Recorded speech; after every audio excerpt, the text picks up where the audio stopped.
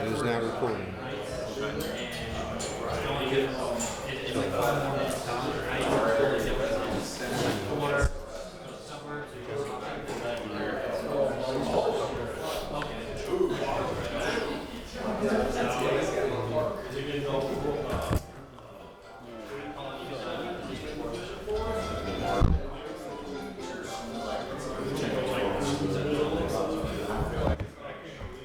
How's it going? Alright. Well, Do you need more room? No. Alright. I'm only sitting here because they asked me. There you go. I guess it's good. What's going on?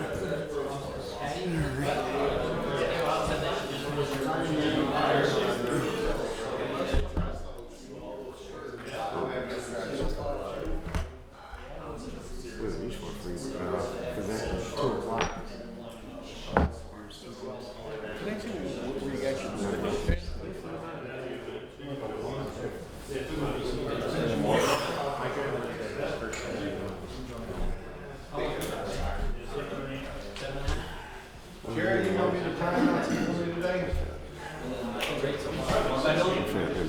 Let me know when I got 10 minutes left. I'll run over. Not getting everything done. Another thing I can tell you is 7 o'clock.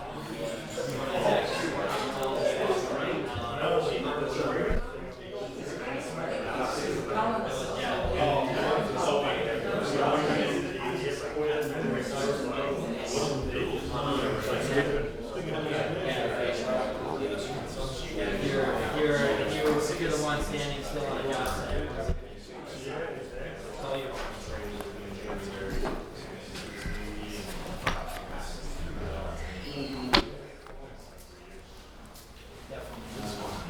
I'll take this job. I'm up front.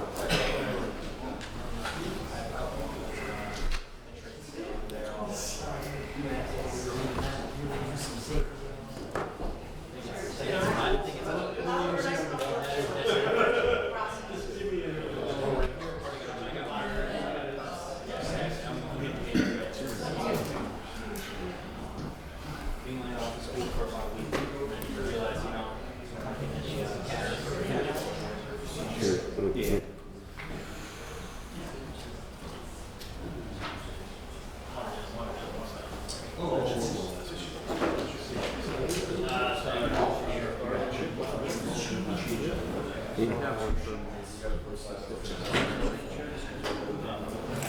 Good afternoon.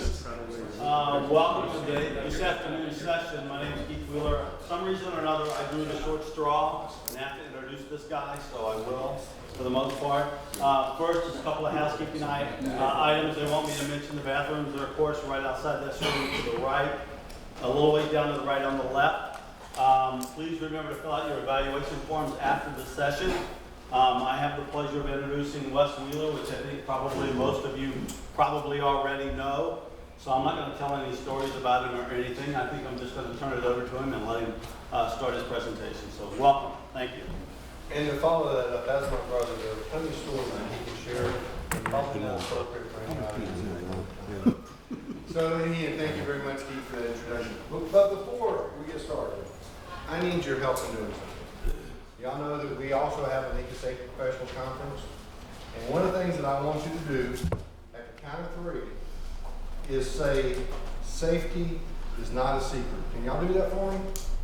Can y'all do that? Sure. All right, well, I'm going to count down, count down. 1, 2, 3. And then Safety is not a secret. That was rehearsal.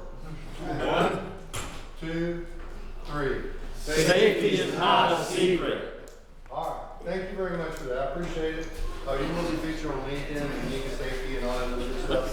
So I just wanted, you didn't know you had to sign waivers for all that.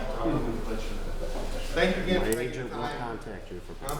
My agent will contact Your agent you. will be in contact. Okay, well, With take it up with Samantha McDonald in our social media department. So she handles all of that. Okay. Again, I'm very honored. Jerry, this is probably what, the 10th time that I presented in person. I mean, plus with the COVID year we did virtually for the Construction Safety Council. When I went to work at NECA in 2014, in January, one of the first assigned assignments I had was to present here at the Construction Safety Council first week in March. And I've been fortunate to be invited back every year, and it's an honor to be here, Jerry, as part of the Construction Safety Council, you know, board of directors and all. But most importantly, for me, it's nice to see the same familiar faces as we talk about some of these issues. We've talked about everything from HR and safety, and my brother's done presentations on that.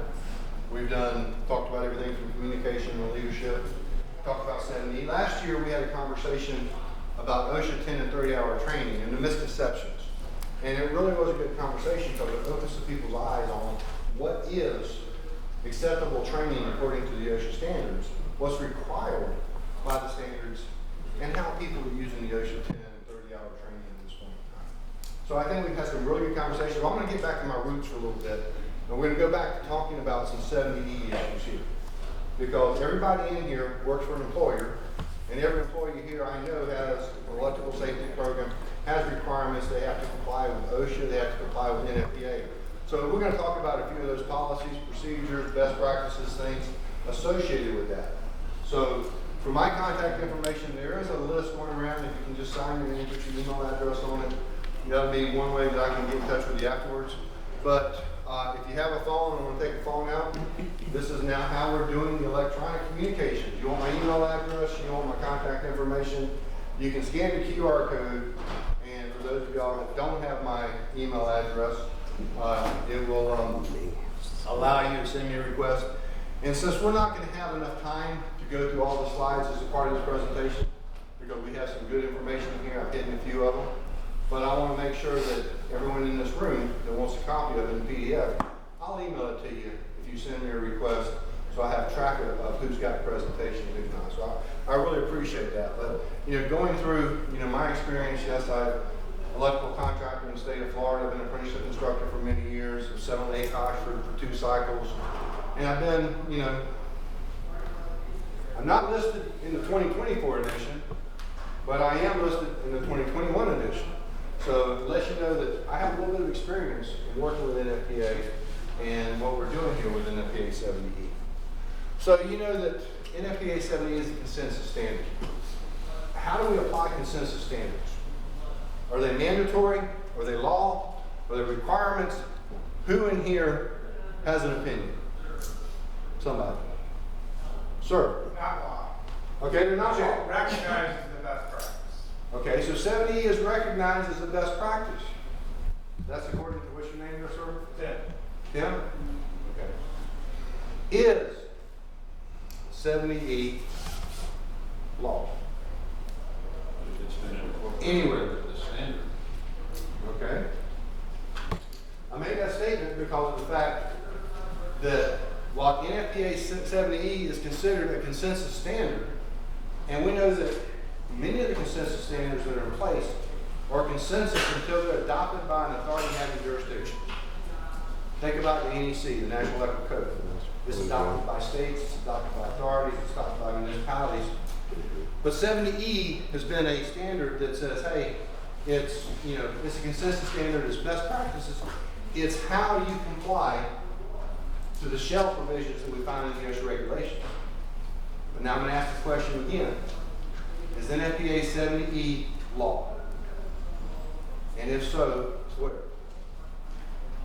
Sir? Yes. Okay. You want to expand on that for me? Can you expand on that for me? It is, Department of Energy has their own specific regulations, and they incorporated that. Okay. Department of Energy has 851, which they actually incorporate. Originally, it was, I think, the 2004 edition, and then it was updated to the 2015 edition. If you look at the regulations, the way the regulations are printed for Department of Energy is these are mandatory requirements. These are shell provisions. These are law when it comes to Department of Energy job sites. Now, the only caveat is if, we'll talk about safety programs, if your safety program incorporates the 2021 edition, then that's what your people are expected to comply with. If your program states that it complies with the 2024 edition, that's what the Department of Energy is going to hold you and your workers to. So let me ask the question again. Is 70E law anywhere? On the Department of Energy sites, it's regulatory, it's law. So we have to comply with that on the Department of Energy sites.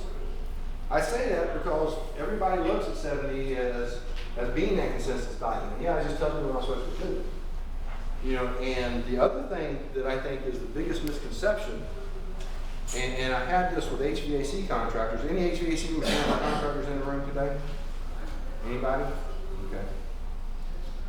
Because when I spoke at their conventions back in the late 90s, the first thing out of their mouth was, what's this about all these new regulations, all these new electrical requirements, that only applies to electricians. That doesn't apply to mechanical contractors. That doesn't apply to us. And I told them, I said, all the new regulations in 70E, there are no new requirements in 70E, the regulations you have to comply with as a mechanical contractor. By the way, everything that's referenced in 70E is already mandatory requirements according to OSHA standards that were printed in 1972. All this is doing is telling you how to comply with what you're being required to comply with since the origination of OSHA. So, as you said, 70E is the best practice to comply with what? The OSHA regulations that we have. Now, does everybody have a better understanding now of how we're going to use this consensus standard and why it's so important that we understand how to comply? You know, we always ask the question, where does 70E apply? You know, and I already kind of talked a little bit about the HVAC guys, but they thought that their technicians and chiller panels doing using test instruments, checking fuses and relays and amperages for compressor motors and everything else. 70E doesn't apply because that's for electricians. OSHA doesn't apply because that's for electricians. OSHA just simply states anyone performing what? Electrical work. So if we're performing electrical work, we've got to comply with the regulations with the best practices that we know of. Testing and troubleshooting is not considered work. Oh, testing and troubleshooting is not considered work, but you have to be what? Qualified. Okay. You have to be qualified in order to perform testing and troubleshooting. And in order to be qualified, you have to do, which we've got in the presentation a little later on, in order to be qualified, you have to be able to perform a what? A proper risk assessment, including a shock risk assessment and an arc flash risk assessment, according to either the tables in 70E, or if you are so inclined and can perform an incident energy analysis, you can do an incident energy analysis. But in order for you to do that troubleshooting as a qualified person, you have to be familiar with how to conduct a proper risk assessment. Does everybody in here know how to conduct a proper risk assessment? If we're looking at shock, what are we looking at? Well, what's our exposed voltages we're going to be at? How close are we going to be to it? You know, what is our distance that we have to stay away from? If it's incident energy, you know, we know that threshold is at 1.2 calories per centimeter squared. That's going to cause a third-degree burn. Or second-degree burn. We want to stay away from that, don't we? We want to stay away from those hazards that are going to cause injury to the body that's going to be exposed. So basically, all they say here is that 70E covers all circumstances where an electrical hazard exists. Okay? In the 2024 edition, there's a few changes. We're not going to go through all the significant changes for 2024. But there is now a requirement that you have to test voltage, troubleshooting, at the point of work. Now, let me ask you a question. How do you test for the absence of voltage using approved test meters at a motor junction box in the field before you remove the tape or the insulating material? And we can't use induction testers. You see what I'm saying? These are some things that have been added to the standard that really we need to kind of step back and look at, because that point of work has been the controller. I tested the controller, I tested the disconnect. If I do it at the disconnect and lock out the disconnect, and it takes a piece of flex from here to the motor, then I'm pretty much, I hate to use the word assume, but I can open the motor junction box, take the kearneys off, take the tape off, and make all my connections. I got to verify now at the point of work. Where's the point of work at? Is the point of work in the disconnect, or is the point of work where? In the motor junction box. So those are some things that we have to kind of work through to understand. Again, it says only qualified person shall perform tasks such as testing, troubleshooting, voltage measuring, or electrical equipment where an electrical hazard exists. So that goes in line with just exactly what you said, does it not? Okay. So let's talk about some policies here related to 7E. But before we do that, I want to talk about what are some of the general policies that each one of your company has, not particularly related to electrical. Okay, you see a list up here on the screen. We've got attendance policy, we've got substance abuse policy, maybe you have a DE&I policy now that's been addressed in your company to address DEI and belonging. Maybe you have a personal cell phone use policy. You know, maybe you have, what's your incident and accident reporting policies, and does everyone within your company know all the procedures and how to properly communicate an incident or accident to the supervision or to the management or anybody else? How well do they know your policies that are general policies within your company? Do you have a harassment policy or against workplace harassment, apprenticeship harassment? Do you have a policy against workplace violence and what's going to happen? We know that with all the things going on right now with violence and you know, the mass shootings and everything that's happening, we have to protect our workers. Are your workers protected, and are they trained to identify some of those hazards they could be exposed to? Are those not all company policies that everyone in this room should have? Now my next question is, does everyone in this room have the associated policies that we have listed there? Okay, so if you've got the associated policies that are listed there, what about the electrical side of things? Well, you know, again, we know that policies are needed to understand compliance. We know that policies express what the company's commitment to safety is. So if we're going to start talking about electrical safety, we need to know what the company's commitment to electrical safety is, don't we? And how are they going to communicate that not only to their employees, but how about to the customers that we do work with? You've got to establish the written policies, and they're clear, simple statements. They tell us how we're going to perform our services. They tell us what actions we're going to take. They're going to tell us how we conduct business. Jerry? NEPA standing policy number 19. I'm going to get to that in just a moment. Thank you very much. We'll bring that up in just a second. All right? But if you're developing policies, who should be the one to develop the best policies you need? Should it be that guy sitting in the Oval Office? Should it be that guy sitting in the corporate office? Should it be the guy that probably hasn't been in the field the last 20, 25 years? Or should it be the people that actually do the work? What is it that we can do? What is it that we know we can do? And what is it that we know we can do safely? And how do we do that work safely? It's always said when you're doing the JHA, the best way to learn is to watch somebody experience doing it so you can see all the nuances that they're taking into account. You might notice something that's a bad habit. That can be changed. But more than likely, you're going to learn, what are they doing good? What should I have them teach our other employees to do? What should I have them demonstrate to the other employees how to properly do it? So when we start looking at that, and if we identify all the policies we need, there really are plenty of templates that are out there available for your use, either online, you know, maybe you already have some developed, but I would encourage you to look for some of that information. You know, you can go to other organizations. I mean, Mechanical Contractors Association, IBEW has a lot of policies that are out there. Look for those policies that are going to be similar to the type of work that you're doing. Because, as I just asked you to do on that recording, what did we say? Safety is not a secret. I, for one, I'm going to be honest with you. I want everybody to go home at the end of the day.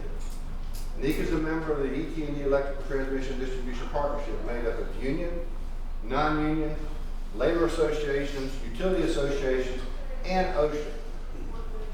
I want every worker that's in the ET&D to go home at the end of the day. The same way I want every electrical worker to go home at the end of the day. The same way. I don't care whether you're union, non-union, but believe me, you have a family. have a life. I wish it was union, but for whatever reason you're not. But if you ever want to come to the union, the door's open. And one way that I look at it from my standpoint, especially in developing these union programs, we've got safety orientation videos that are available online for anybody to use. And they say, well, aren't you worried about your non-union competitors using it?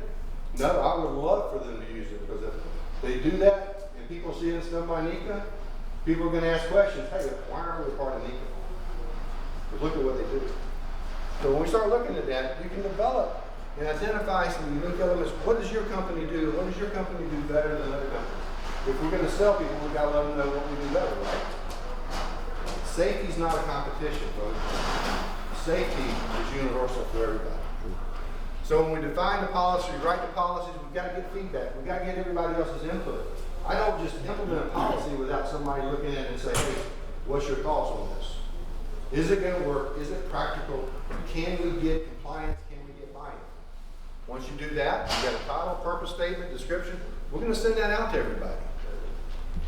Most importantly, that mission statement, that policy, needs to be with the support of the leadership of that organization.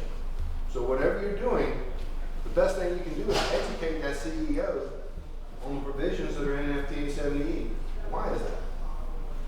Because if you comply and apply the provisions of 70E, what's the chances of you preventing that company, that worker, anybody else in part of that, from being exposed to any injury, accident, or liability associated with not doing the work correctly?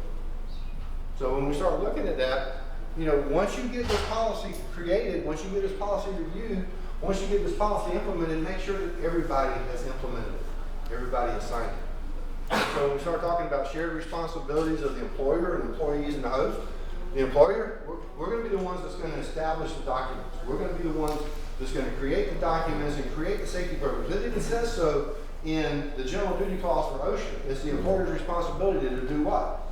To create the safety programs that's going to protect the workers. But you know, there's also a requirement that many people fail to mention, and that is the employee's requirement to comply with the safety provisions of the propagation that's going on.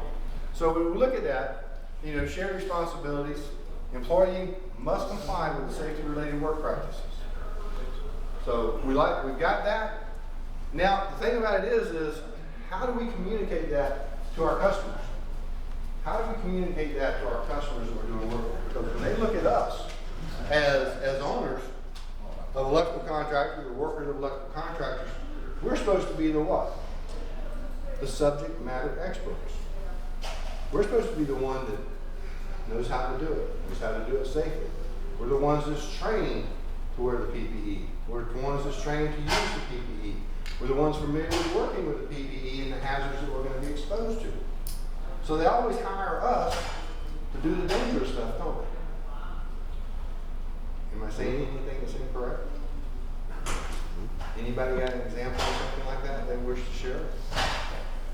Have you ever been asked to do work in a plant and you know that it doesn't comply with, thank you very much, and you know that it doesn't comply with the OSHA provisions or the NFPA 70E provisions for justified electrical work?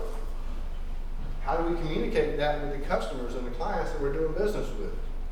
Do they understand the potential for damage? Do they understand their liability? How many people here have ever used an energized work permit? Raise your hand. I need to see how many people here have used it. So we've got a couple of people in the room. Okay? In the back of the annexes for NFPA 70, we have, I'm just going to go through here real quick. We have the energized electrical hot work permit. And we just got to find it here real quick. I'm flipping through my pages and it seems to have clicked over. All right.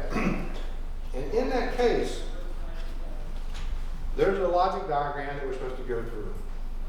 And the biggest provisions that people said was, well, they put that in there to encourage energized work, to give you the documentation to fill out and do that. Is that correct? It's the opposite of that. It's opposite of that, isn't it? Why is it opposite of that? We're gonna find a plant manager, leadership that's gonna sign off on that. Oh, you say that we're never gonna find somebody? You say that we're never gonna find somebody? Because when it says here, approvals to perform the work while electrically energized, manufacturing manager, maintenance engineering manager, safety manager, electrically knowledgeable person, which really is the qualified person, and the general manager. So a lot of people here in authority that's supposed to sign this. And, you know, to that point, the people that do sign it do not understand the potential for injury, death, or third-party civil lawsuits. Okay? Now, many times you're going to be asked to come into a company, hey, we want you to do this, we can't shut the plant down, we got to keep it running, production is behind, we can't do that. And you're sitting there and you go, well, look, yeah, we've got people who are qualified, we've got people who are we know, but you know, we really do want to shut this down. It's much safer to shut it. Well, I can't shut it down. Okay. Well, you know, you have to fill out it. Give me the permit. I'm going to sign it. Fill out the permit. I give it to him. He signs it. Thank you very much, Mr. Maintenance Manager. I appreciate your input. So what does he want me to do? He wants me to proceed, doesn't he? But as a maintenance manager, as a mid-level manager, he has no idea what the civil lawsuit is going to come out of. Hey, Walt, I know I don't come to your office very often as the plant manager, but Walt, I need to let you know that Gary's asking us to do something. Now, I've told him that I really don't want to do it energized. I mean, remember when I came to this plant in 1992, it was because the main breaker in the plant blew up and we had to put new switchgear in? Okay. Gary's wanting us to do some work that I don't think is comfortable with us doing it energized. But he signed off on it, so I just want you to be aware, because you're the plant manager, I want you to be aware of what he's asking us to do and what he's expecting us to do. Do you know what Walt's response was? As a plant manager, as somebody with understanding the legal liabilities, what do you think Walt told me at that point in time? Anybody? Huh? Yeah. Wesson, don't you do anything until you hear from me personally. I'll take care of it. I went back in, walked into Gary's office, grabbed my tools, turned around and walked out, got in my van and left. And Gary's like, because it all goes to, if you've got somebody that's willing to sign that energized work permit, they probably don't understand what the liability is. And what are they going to do? They're going to end up causing the company, you know, downtime. And as one of our presenters always said, we still learn from each other. So his is, do you want to shut down of known duration, or do you want to shut down of unknown duration that can put you out of business? You tell me. And improve. So anyway, so those are just some of the things that we have to do. But when you start talking about commitments, you start talking about safety policies. As Jerry mentioned earlier about safety policy 19, and I have to bring this up too because we've had a lot of changes in the last few years. I don't know if you've seen what's on your desk right now. We've got 988 stickers. I don't know if you've seen, we've got some safety roundup stickers that are on your desk too. But when it looks back at the standing policy, we've changed it from safe programs and safe workers to what? Safety and health. Because anybody that's managing safety, if you're not managing health, you're not doing your job. Mental health is an important aspect. I'm fortunate to be able to sit on the board of trustees for the Construction Industry Alliance for Suicide Prevention. And if you want somebody to talk mental health, you want somebody to talk suicide prevention, and you want a training class on recognizing the signs and symptoms of somebody in distress, be happy to talk to you on another time. Send me a note. But I have some resources that basically can help you in that area. But that's not what we're here today. We're here today to talk about 70E and talk about safety and health programs. But you've got to have a company policy, because when I ask the question, I ask this question to every company, do you perform energized work? What is the answer that we all get? Do you perform energized work? Hey, Michael, do you perform energized work? You do? Okay. And who do you perform energized work with? So we have a couple of that alignments, so that in conjunction with the customer, they usually do our hazard analysis with them. Okay. So you're performing risk assessments, you're doing that, but the person doing the work is actually what we would consider a what? A qualified person. Right? Correct. Right? How about those that always answer, we never do energized work. Our policy is not to do energized work. And then we ask the question, sir, testing and troubleshooting does not work. But testing and troubleshooting does fall under the guidelines of a qualified person having to perform the risk assessment to determine what level of PPE, what level of exposure, and what are the guidelines that they have to go through. So is that not part of your safety program? It needs to be, right?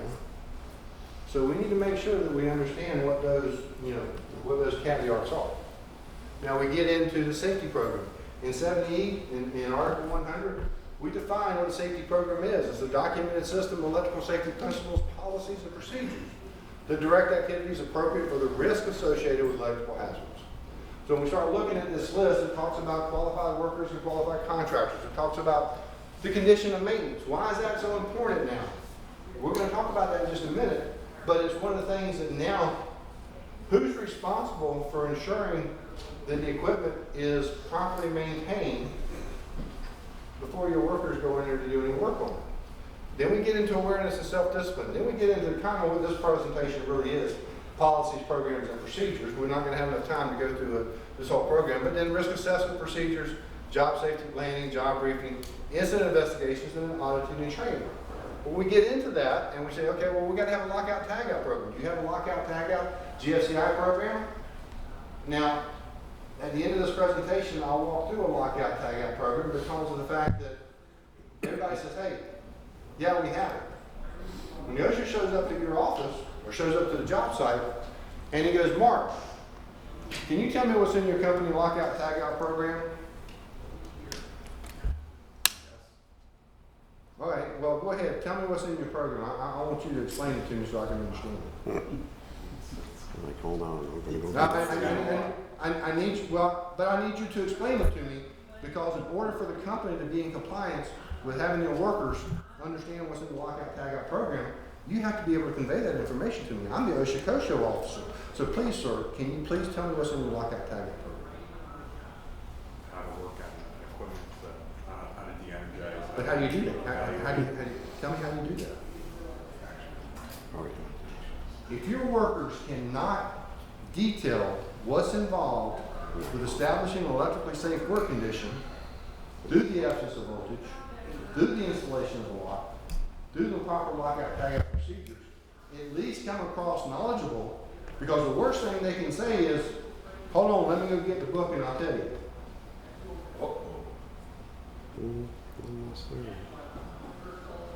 Let me go get the book and I'll tell you. So which means you don't know what's in the book. You don't know what's in the book. If you don't know what's in the book, how are you going to do work safe? That's correct. You working blind. Okay.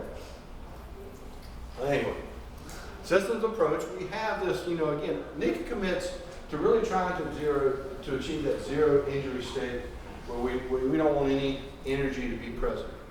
NICA is committed to focusing on the support of essential mental health services. You see the picture down at the bottom side of it, 988. We need to make sure that we address the mental health concerns of our workers. Keith has actually done some mental health and mental well-being programs here and at other places in the past, because it really is, if we're ignoring what's affecting our workers on the job site, we're setting them up for failure, and we're setting ourselves up for failure. That's true. Do I want somebody that's worried about finances? Do I want somebody that's had a fight with their wife? Do I want somebody that's had too much to drink the night before doing electrical work the next day? If you got an issue, I'm not going to talk to you. I'm not going to, we can work it on the side. But the whole deal is, hey Rich, you okay? Anything going on in your life? If you need to talk, I've had things happen to me. I've had family members. I've actually had friends of mine die from opioid overdose. Accidental opioid overdose. shared in that pain also. Believe me, feel free, if you got something you want to talk about, come to me, I'll be happy to talk. If you're not willing to open up to that person, how do you expect that person to open up to you? They're not going to be there. We're doing electrical work. I want whoever's doing electrical work to be there at 100%. You know?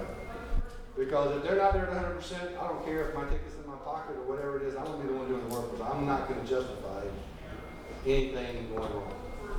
You know? I got to take care of the customer, I got to take care of the person, I got to take care of the job. I don't want anybody doing anything that's going to put anybody in jeopardy. And I think every one of us in this room feel like we're better off doing it than somebody else. We all have that mental, we just all have that mental capacity, don't we? We just all have that mental attitude that when it comes to doing something, I'd rather do it myself than trust somebody else doing it, but I don't know how we're going to do it. But we can't. We've got to make sure that they're trained properly. We've got to make sure that they're observing properly and that they know the proper ways to do it. So standing policy 19 in biggest safety policy and health. You know, we're really addressing the mental health aspects of things now. All right, I say in the annex material, and for those of y'all once again that are familiar with the standard, just for everybody's benefit, when you open it up in the middle, kind of like, you know, half and half of it is consensus standard material. The other half is annex material. It goes everywhere from job briefings to that energized work permit we just talked about to, again, electrical safety program, typical controls, you know, develops the program, employer develops the programs. Employees are to be trained. Procedures are to be used to identify the electrical hazards. You know, tasks are going to be performed within the limited approach or arc flash boundary, and certain parts are to be identified and categorized. What are those parts? We get into additional, you know, electrical safety program procedures. What's the purpose of the task? What are the proper qualifications? Can I be qualified for one task yet unqualified for others? Okay, our father was a lineman. That means he goes to put his hooks on, used to climb poles, you know, and paint pots in the air, and all these other things, phrases that we don't use on the inside. If I said, when's the last time you used your facing sticks? You know, we're not talking about Star Trek. Okay, facing sticks is a high voltage tester. And you need to be properly trained to use high voltage testers. We're talking about 13,000, 27,000, 69,000 volts. You agree? So these give you the procedures, and you know, where you familiar yourself with the electrical single line diagrams. Is there anyone in this room that doesn't know how to read an electrical one line diagram? And now, the next time you see one that's a part of the arc flash study, I challenge you. I implore you to look closely. Because I went into the service change at the plant years ago. They gave me the one-line diagram for the plant. They said, here it is, everything goes through here, everything goes through a 4,000 amp switch here, everything's downstream, here's all the arc flashing. Guess what? I turned the 4,000 amp switch off. Motors were still running in the plant. The MCC behind me was still on. Remember the old 6 disconnect rule? That 4,000 amp was just for a bus. We still had other things going on. So right then and that told me that whoever did that arc flash study, everything in that study was erroneous because everything was based on going through that 4,000 amp fuse. And once it didn't go through the 4,000 amp fuse, we had a lot higher potential for incident energy at other parts of the plant. You think that was a fun call to get on the plant manager, to get on the plant electrical supervisor, and get on the plant engineer that was responsible for that project? And I said, hey, look, we're at a standstill till you come down and we get into agreement. This $65, $70, $80,000 study you just paid for ain't worth the paper it's printed on. You know, but we have to be able to know what that information is if we're going to communicate it to people when we find it's wrong, right? And if we do find it's wrong, that's part of that post-employer requirements that we have to communicate back to the host employer. That doesn't mean, hey, go ahead, keep going, we'll do it. No, that's a serious infraction. Would you agree? We need to make sure everybody knows what's going on. And then we get into, this is the other side of it, because there is a new Annex S in the 2024 edition, and it's really related to that maintenance issue. You know, how do I determine, you know, if this equipment's been maintained properly? Well, now we've provided guidance, or NFPA's provided guidance. Introduction, what electrical systems are, assessing the risk, visual inspection of the equipment, periodic testing. If I go into a motor control center, or I go into switchgear, and I see a tag, this tag was last tested by Anita Company, August 1984. I don't even know if that breaker's been operated since 1984. And I can tell you that when they did operate it, what's the first thing that happened? Pop metal inside the breaker broke, and GE doesn't make that breaker anymore. You know? So you got to be prepared for the inevitable when you start dealing with things that haven't been properly maintained. So you get into permanently installed monitoring, you can do that. Predictive techniques, you know, are you looking at temperature rise? You know, what are we looking at as far as amperage, connections, loose connections, maintenance history, labels. Digital electronic means you are now allowed to track this information electronically, you know, in your software, in your system, whatever you're using. But you've got to make sure that you have that information. Just like the QR code that I showed up earlier for my personal information. A lot of times, what they're doing now, I've got a lockout tagout procedure for this equipment.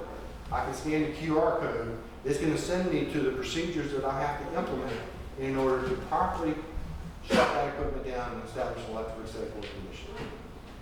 It can also tell me when was that equipment last maintained? When was it last serviced? But the other thing that's changed in the last year, NFPA 70B, the standard for electrical maintenance. Electrical equipment maintenance. 70B provides a means to establish and maintain an acceptable condition of maintenance of electrical equipment and systems to address safety and reliability. Used to be a recommended practice, but now they've converted that into a standard. So what did we talk about being a standard earlier? It's a standard that is voluntary until what? It's involuntary until what? Somebody adopts it, somebody incorporates it. Who do you think is incorporating NFPA 70B in their literature at this point in time? Think about it. Insurance company? And why would they do that? The insurance companies used to give you a discount for performing infrared testing every year. If you perform infrared testing throughout your plant, we'll give you a 10% discount. Now, if you can show me that you properly maintained your equipment and your equipment is going to operate the way that it's intended to function, they might give you another 10% discount on your insurance plan. Or not pay your claim. Huh? Or not pay your claim. Or if you don't do it, and you can't provide the required documentation, then that becomes a what? Negligence. You didn't maintain it properly. So therefore, you're going to be held liable for the things that happen. So you see how we talk a lot of times about these things being consistent standards, they don't really apply. But unless we apply it in business, what time we got there, Jerry? 12:40. 12:40, okay, 20 minutes. Unless we apply these provisions in our companies, we're really putting ourselves at risk overall, are we not? So let me ask a question. Do we need to comply with NFPA 70E? Should all employers, whether you're owners, whether you're companies, electrical contract, leasing, should you comply with 70E? You should. There again, every company here should have a 70E policy. And it basically just tells how you're going to do the work. When you start talking about how you're going to communicate that to other people, what's the required training? Do you have demonstrative training in 70E? There's companies like Warren Meadows and Sturgeon Electric and other companies that they actually have labs set up. And there's only certain people that can perform justified, energized work. And in order to do that, they have to physically demonstrate they're capable of performing the tasks, wearing the PPE, wearing the face shields, wearing the gloves, using the testers properly to test absence of voltage. We're not trying to test zero injury and all this, but we have to test what? Absence of voltage. We're not doing voltage testing. We're doing absence of voltage testing. And there's a specific procedure to do that. How do we do that? We test it on a known circuit. We test it on the circuit we tested, and then are we done? No, we're gonna do what? Go back and test it to make sure that the meter is functioning. Do I have to do a meter if I'm testing 480 volts and I check it on a 120 volt line and I go check a 480 volt system? I come back and check it on, is that acceptable? Yeah, because the meter is giving me what I'm expecting to see. If I'm not seeing the voltage, it's already demonstrated to me that it's working right because it's giving me 120 volts. There's also now little battery operated testers that you can use now for that verification process to ensure that the test meter is working. There's all sort of advances that have had, including permanently mounted testers and absence of voltage testers. I mean, technology has come a long way in the last few years to provide safety. And going back to those rubber gloves, we know it's just a matter of time. While there are gloves that give us insulating ratings based on voltage levels and stuff, they're still not proper when it comes to being exposed to arc flash or that type of work. So you can't use the mechanic gloves yet. You're still supposed to use what? The rubber gloves. The rubber gloves with what? Huh? Rubber gloves with what? I'm going to ask the question again. Rubber gloves with what? Somebody's got to say it. Inserts. What did you say? You said leather? Who said leather? Who raises your hand saying we got to have leather protectors now? I just said Abrasion inserts. resistant? Huh? Abrasion resistant, be correct? No. Well, correct terminology now. ANSI is changing that requirement. 70E has changed the requirement. No longer are we required to use leather protectors with rubber gloves. We simply are required to use protectors.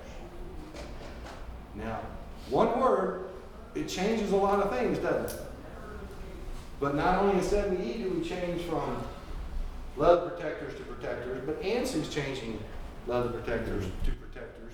And a lot of it has to do with there are many garments that are out there that offer a level of arc flash protection that's even better than the leather that we talked about, right? So if I've got gloves that can meter exceed what that is, shouldn't I be able to use it? Is it more comfortable? Probably a little bit more comfortable to use than even the leather gloves. So the leather gloves can be stiff sometimes, and while they can provide that level of protection, they also can provide some level of increased hazards associated with it. So once you talk about the policies, and we get to the policies here for employer employees, we get to customer communications. How are we going to comply? How are we going to communicate? Because when we go in and tell the customer, hey, we're going to comply with NFPA 70 and all the work we do, and they always say, well, we got our own policies.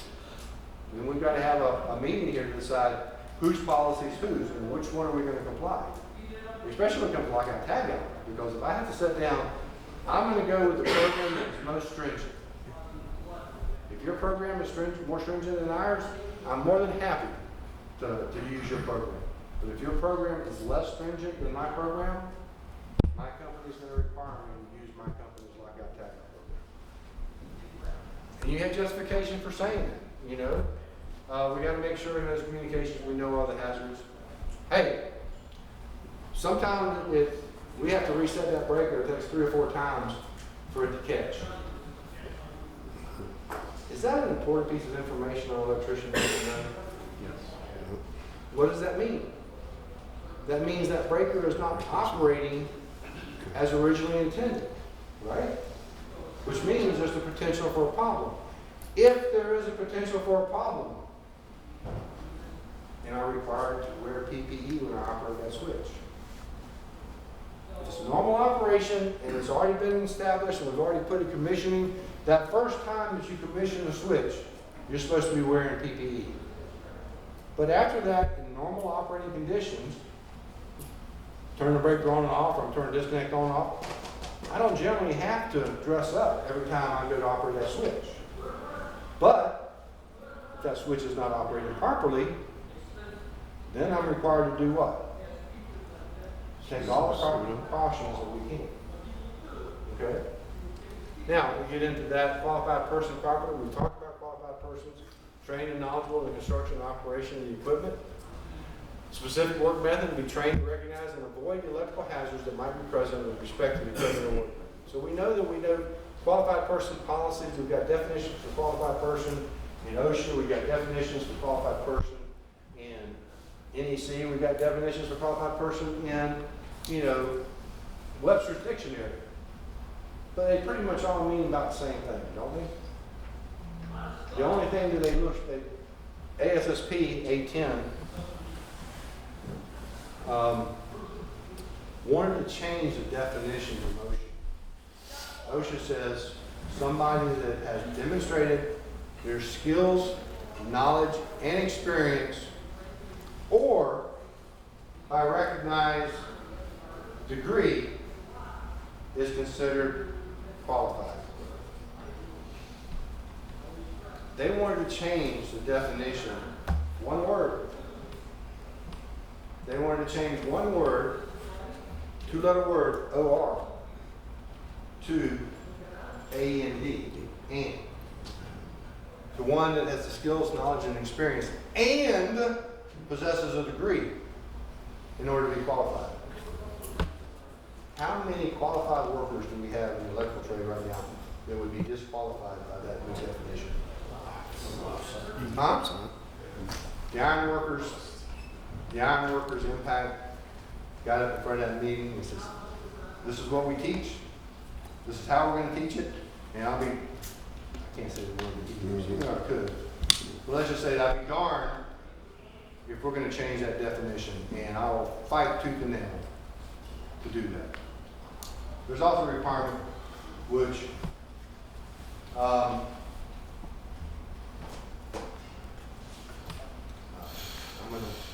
going to have to demonstrate something here real quick since we're talking about qualified person. What is the other term in 70? What is the other term in OSHA that we are familiar with? Wes, can I give an example of that for people to think about? Go right ahead. It was used in another class in safety people do R&D. Yeah. Rip off and duplicate. Yeah. So Southwest Airlines, what kind of planes do they have? Do they have any other kinds? No. So a qualified maintenance person on a 737 for Southwest Airlines can work on all their planes, but if Southwest Airlines brings in another plane, a 777, Yep. that maintenance guy is not qualified to work on that plane. Not at all. Okay. I mean, and that's what I'm talking about. Same thing is, how many people in here are certified cable splicers? I'm a certified cable splicer, not that I get into manholes and splice a cable, but I know how to do it and I can do it and I've done it in the past. Sir, I just gave you a book. I want you to read a definition of competent person as it's listed in the NFPA 70E 2024 edition. A person who meets all requirements of a qualified person and who, in addition, is responsible for all work activities or safety procedures related to the custom or special equipment and has detailed knowledge regarding the exposure to electrical hazards, the appropriate control methods to reduce the risk associated to those works, and the implementation of those methods. Now, is anyone here that can give me the definition from OSHA? One who has skills and knowledge to recognize existing and predictable hazards. Sorry, that's not word for word. Yeah. Take action. It's wrong. And has the authority to take prompt corrective measures. And does. And does. Well, not authority. They want to change that too, but I don't have enough time for that. That is my pet peeve to get out of 70E in the 2027 edition. Because we don't need to come up with new words, new terminologies for competent person when we have a definition that complies with everything we need. Plus, that definition, huh? Very few people can meet that definition. Well, the other thing, look back at the definition, and then this is an education for your 70E. Okay? Go back to the definition and tell me what's at the very end of the words. Parentheses, what? At the very end of the definition for competent person, what do you see? Oh, 350. Number 350. 350. How many people know that when that number is at the back of the definition, that definition only applies to Article 350. Did you know that? Did you know that? Okay. So, like I said, we've got a lot of information, and I'm just going to run through a few things here real quick, because I think we're about out of time. You're going to have an energized electrical work policy. You're going to have a lockout tagout policy. You're going to have to go through the hierarchy of controls, which we know, elimination is the preferred method for all hazards. If you eliminate the hazards, we have a hazard to protect from. No, we do not. So with that being said, we've got job briefings, know how to conduct a job briefing, know how to do a JHA, and they need to be performed on a daily basis. Everybody that sends me information or requests a copy will get a copy of the presentation, so that you can see we've got a lot more information in here for you to review than what we have. But we get into risk and risk assessment, we have to define those two terms. If you can define these two terms and apply it in your safety programs, then we're in good shape. This is meant to start the discussion on why contractors and employers need to know more about 7E, need to implement 7E. Nika does a 2-day 7E class where we walk through the whole NFPA standard. We don't have enough time to do that in a 1-hour class. But if I can inspire you to go back, get additional knowledge, take some additional training, go to the safety conference in May. All these other experts, people that you know that conduct these training programs, get more familiar with it. And if you're locally and we want to, get with Jerry, we can do a 1-day, we can do a 2-day, we can do any of these other more detailed programs in 7E, which is really what you need to understand the nuances of this. Okay? I think we're about out of time, but before we go, I mentioned it a couple times throughout this presentation. As we talk about mental health and we talk about people who are struggling, but you don't know what's going on in somebody's life. You don't know those that have attempted suicide. You don't know those that have family members that have died by suicide. You don't have any idea. But one of the worst things we can do is do nothing. If you see somebody who's struggling, recognize they haven't had a bath in a week. Maybe they're not eating anymore. Maybe they're losing weight. Maybe they're pulling their hair out. I don't know. But if you recognize somebody in distress, hey, sometimes it's just a matter of, hey,